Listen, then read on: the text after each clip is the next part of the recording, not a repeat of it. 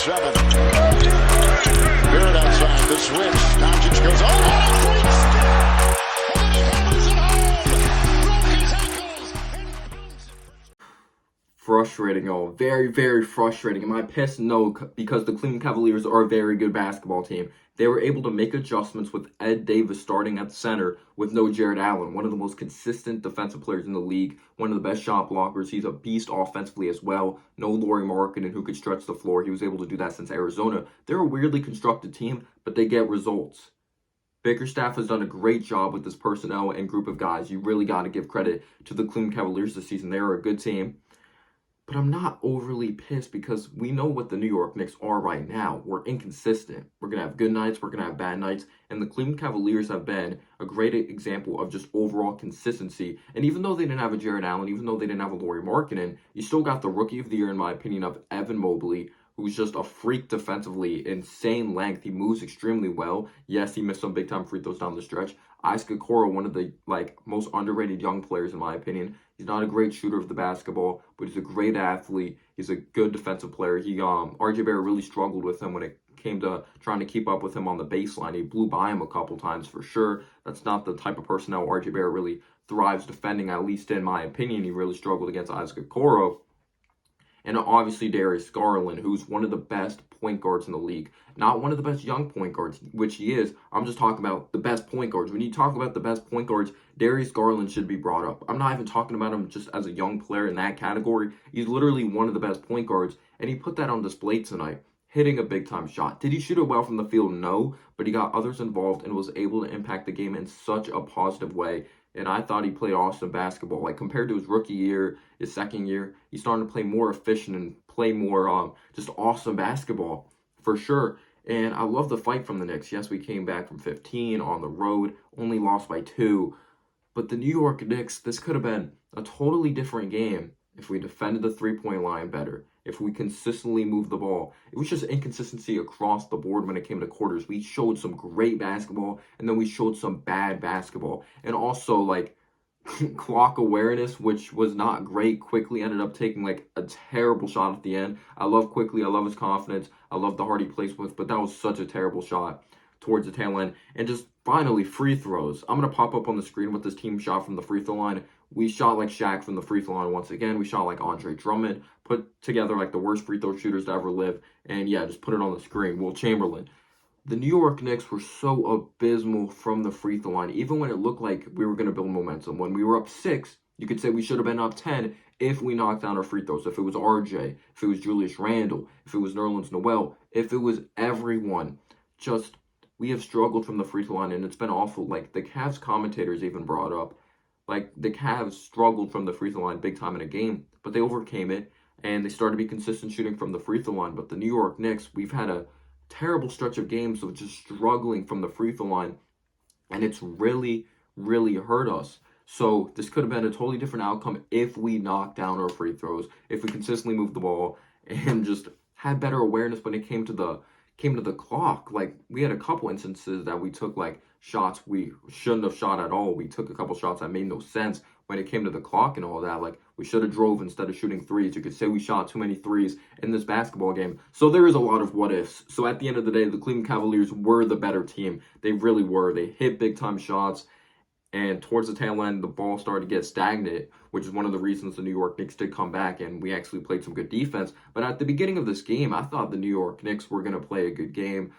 You could still say we did, but we obviously dug ourselves into a 15-point hole. But at the beginning, Fournier knocked down 3 straight shots. RJ Barrett did a good job getting the defense to collapse, kicking it out to an Evan Fournier, some unselfish play out there on the floor, which I really liked. Randall did struggle when it came to offensively, and you could also say defensively. We're going to be getting to later what really made Cleveland Cavaliers lead get so big. But Randall had a couple plays in that first half that were just awful, and those bad habits really caught up to him in this game. You see this theme of Randall jumping on his passes, and he did that tonight, and this time they resulted into turnovers. You learn this since elementary school. You learn this since freaking middle school.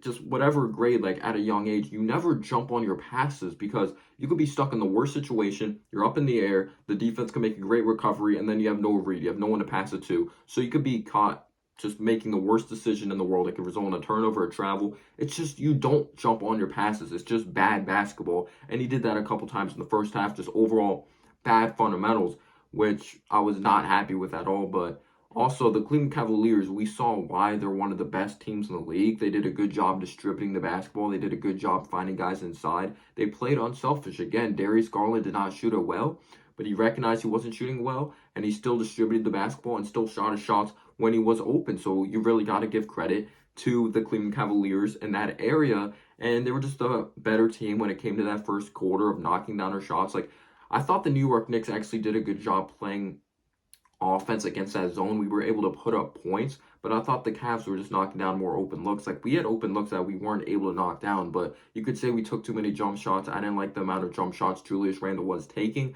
Like, some people think I'm just hating on Julius Randle. He should not be taking that many jump shots when there is sometimes open lanes, but I understand with the zone it is hard to find those open lanes going to the basket, but sometimes I would have just liked to see him make that extra pass instead of taking a jumper from the outside. But the New York Knicks actually were down, not by a lot when it came to entering that second quarter, but I really liked the way that second unit played. I thought the second unit played with a lot of energy. We consistently moved the ball. We played good defense. Quentin Grimes, his defense was amazing, and he was also amazing in this game. He was a huge reason we did come back towards that tail end. Obi Toppin, nice drive to the basket, knocked down a couple threes. Just, I like the way we played. Taj Gibson, he was physical. He crashed the glass, and he also got his on the offensive side of the basketball. Like, the second unit played well, and we went on a huge run. I believe we went on like a 13-0 run at one point. We were really starting to get things together, and we actually ended up having a 6-point lead. But then the starters come back in the game. Okoro beats his back Thor. The defense just absolutely fell apart. Like, we got off to like a good start in that second quarter, and then it kind of fell apart towards the tail end. You could say the ball movement started to go away, and then the Cleveland Cavaliers got the lead back. Rondo ends up hitting a three, and Rondo, he's weird. He's either going to brick a three or he's absolutely going to nail a three. We know he's been an inconsistent shooter in his career, but after Rondo knocked down a three, I thought we did a good job responding. Like, R.J. Barrett, strong drive to the basket. He had a nice coast-to-coast finish towards that tail end to really tie up this basketball game, 50-50. And in the third, I thought we were going to have a great third quarter. Like, we were able to just really execute and get a lot of steals. Like, R.J. Barrett finishing in transition, Julius Randle finishing in transition.